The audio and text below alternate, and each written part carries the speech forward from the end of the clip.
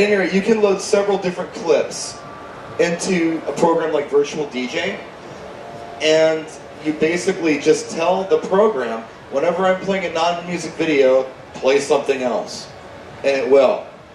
And you can use the same clip for, if you're doing a set of 8 songs, it can play the same clip for 8 songs, or you can manually, you could go into the clip bank and switch, with a mouse click between the clips you'd like to use. I do that a lot. I'll put a clip on and get bored with it after a while when I'm just mixing. I'll jump into the clip bank and I'll just choose something else. So yeah, you don't have to get real technical with it. As long as you tell Virtual DJ what you want to do, it'll just do it for you. It makes life pretty easy. Does that answer your question? Kind of.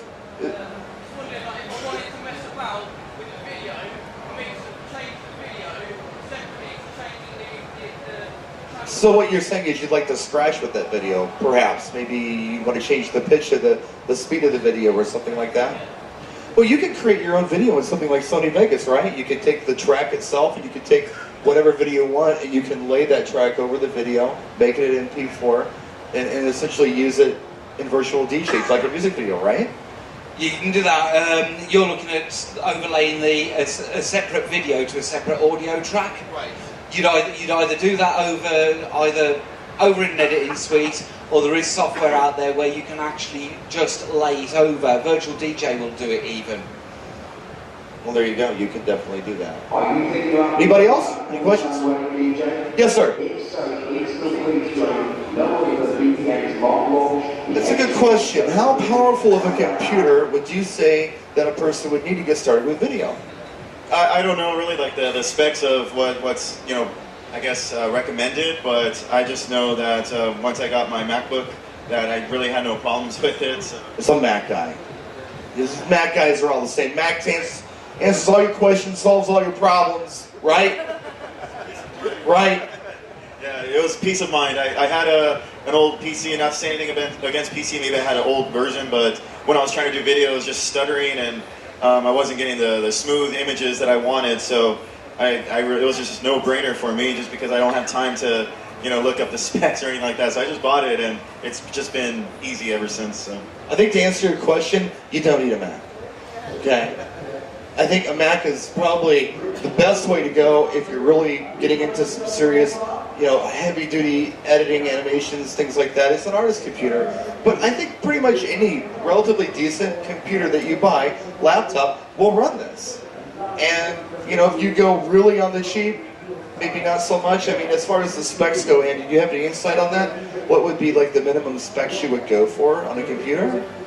Minimum specs if you're running video, if you're running laptops, you ideally need a computer with a separate graphics card, not the nasty onboard graphics card. You need a separate graphics card to get it to actually cope with what you're doing. But I really do believe that, as long as you don't go out and buy something for 100 quid, you're probably okay. There's stuff like that out there, real cheap stuff. Don't buy that. Step up a little bit. I think you'd probably be all right. I've used some pretty, we have Walmart in the States. So I've used some Walmart computers and made it happen before. Anybody else? Yes, sir. I think laptops probably fine. I mean, the desktops, you don't want to really drag along with you from gig to gig. So I think the laptop's a lot more convenient. It's easier on your back, less setup time. I think you're fine with the laptop and an external hard drive. I think that's. But you could absolutely use a desktop if you'd like. Absolutely. You could put a lot of storage in a desktop. Anyone else? Yes, sir.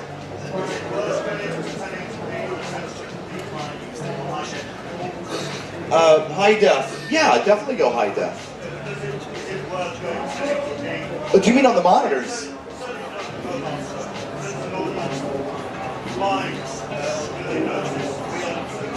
Oh, I see what you're saying. What do you think about that?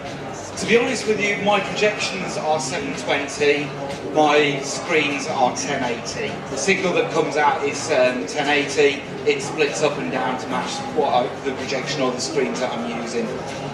The audience, it's the third dimension that you're adding with the video. The audience is watching the screens, they're enjoying the screens, but when you're in a dark room, a little bit like the cinemas, it really improves the quality anyway. It's down to what lighting you use against your video monitors.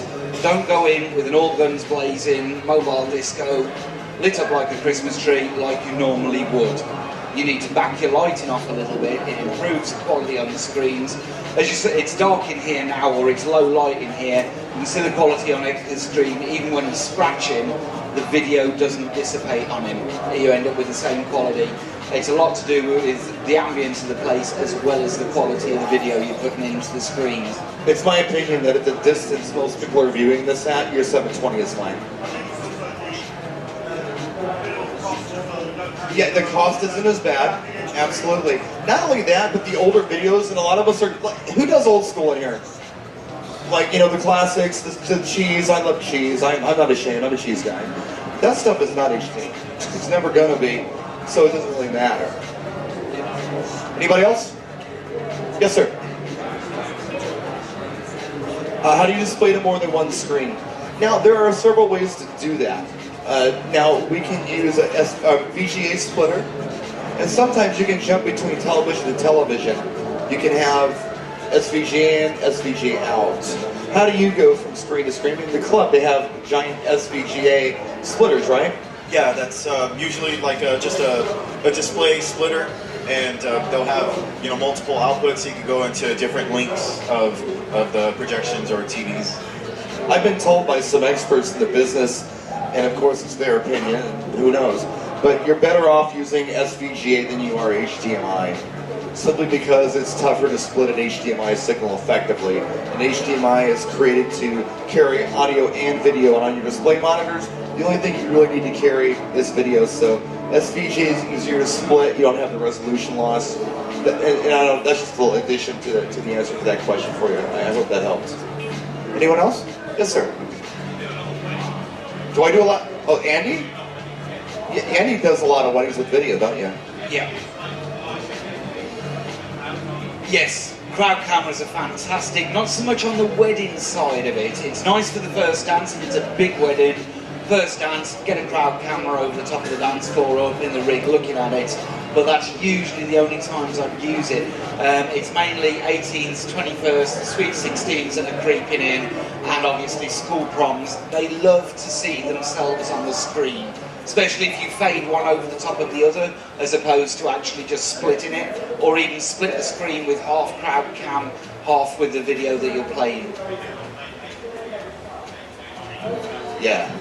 They're even nice in clubs. It's not about crowd cameras. You can actually run a live camera and get the people dancing real time, and they just kind of get very happy. They see themselves on screens.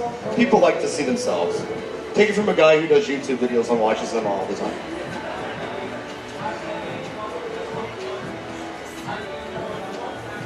I'm gonna have to. Can you use more than one camera?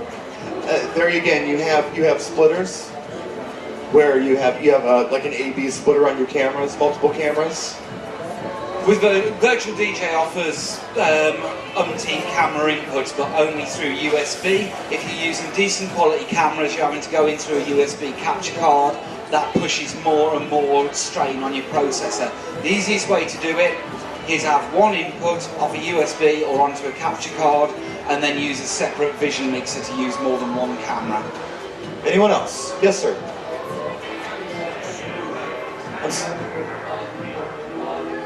Marketing for this. It's a good question. Marketing in the UK.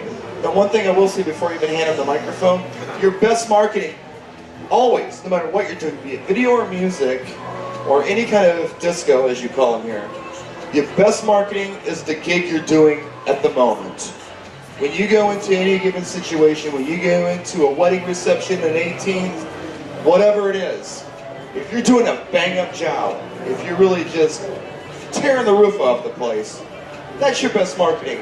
Have your business cards ready for you. And if you're getting into video or anything, uploading whatever, it never hurts to go out to a gig and just throw that service in so you can expose that service to the people who are at the party itself. You have two people getting married at a wedding, right? Guess what? They got 150 guests. Some of those guests may be getting married. They may need a DJ, or they may be the parents of a couple getting married. Have your cards ready and do a great job. I really believe that's your best marketing. But above and beyond that, Andy, how do you market this video thing? Like Brian said, the gig that you're doing is the best marketing. When I first started, I actually put in video as an added extra for free for the bride and groom. They loved me for it. They told people that I'd done this for them, and the people that were there saw it. It just marketed itself. Video footage of yourself working is always, always good. Drop it onto a website, drop it again onto YouTube. The other one that I use a lot is you go out to a venue and just run a camera around the venue once you're set up, once it's decorated, and then drop that up onto YouTube, literally a minute-long video. But underneath, tag it with your name. Tag it with the venue, and when people look through for a wedding venue, they say, oh, I'm looking for Holland Hall wedding. And if it comes up, 9 times out of 10, it'll be your video that will have you working in there. They might only be looking to see what the venue looks like. All of a sudden they discover you, they discover your name, they discover videos. And the other brilliant thing that I just wanted to mention, now unlike regular DJing with music, regular traditional DJing, although there are companies like Mixmash that went away recently, or promo only, this VJ thing, as far as the mobile guys go, is relatively still in its infancy. So if you can get into this, you got a leg up. You can't throw a rock in the UK without hitting 3 DJs. Right? I was in London, I tried it, I hit 5. Okay, but with video, you're not going to hit them like that. It's a little more rare. Anyone else before we wrap up? Yes, sir.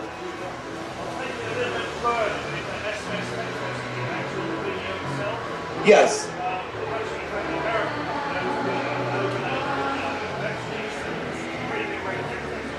Yeah. There are a few different programs you can do that with, and I haven't used them. There's one built into Virtual DJ. There's another one you can buy. You can actually have people send in text messages on their mobile phones to go up on the screen. Of course, you have to be careful with that at certain parties. There's some messages you probably don't want to be on your screen from some of the people in the audience, but there are ways to go through those messages, approve certain messages, and yeah, that is definitely possible. I don't have experience with that. Do you? You do the texting thing? Something I'm looking into for the prom side is the one you probably know is Firetext. No. Google Firetext. There is a filter on there already. It's not a premium rate number. That's the nice part. It is just a pay-as-you-go disposable phone. You can change the number per disco if you want to for the price of the SIM card. And all it is you leave it on the side. As long as you've got a signal, it's plugged into your computer and that runs through. The only thing I would recommend is running a separate laptop and using it as a video input to the laptop that's producing the videos for you. The more you keep trying to do with a laptop, the more processor hungry it is, the more problems you're likely to cause yourself. We got to get out of here. We got another seminar coming in. I want to thank each and every one of you for coming and seeing us today. Big round of applause for Mr. Andy Crampton, DJ Each Rock. I'm Brian Red. Thanks a lot.